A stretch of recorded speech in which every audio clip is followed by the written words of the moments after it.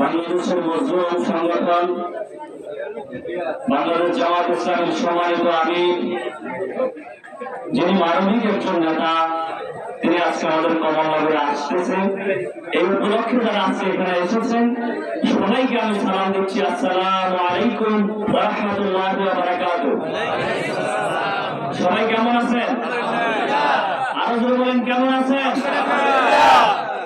এই জমিনে আজ পর্যন্ত যা কিছু অর্জিত হয়েছে প্রত্যেকটা অর্জনের পেছনে এই দেশের ওলামায়ে কেরামের ভূমিকা ছিল, আছে এবং আগামীতেও আছে।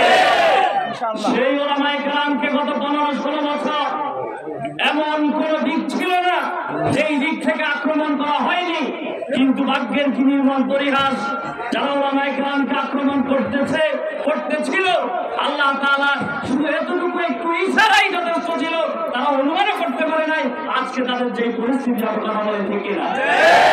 সর্বোপরি আমি আজকে কমলনগরে যারা এখানে আছেন, যে মানুষটা এখন আপনাদের কাছে আসতেছে তাকে আপনারা মিডিয়া বিভিন্ন জায়গায় দেখতেছেন, আমার কাছে মনে হয় কি জানেন, আমরা দৈনিক 6 ঘন্টা 8 ঘন্টা ঘুমাই, কথা বলেন ঘুমাই কিনা?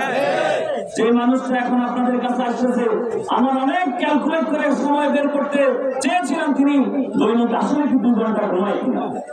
আমরা দেখতেছিলাম বাংলাদেশের যেই কোনো প্রান্তে যখনই কোনো অসুবিধা হয় মানবিক এই মানুষটা সবার আগে ওখানে যায় কিনা বলে? একটাই কারণ, তার ভিতরে ইসলামী শিক্ষা, ইসলামী মূল্যবোধ এবং ইসলাম থাকার কারণে, কথা বলেন ঠিক কিনা? একবার তাকবীর দেন, তাকবীর, আল্লাহু আকবার। আমিরে জামাতের আগমন।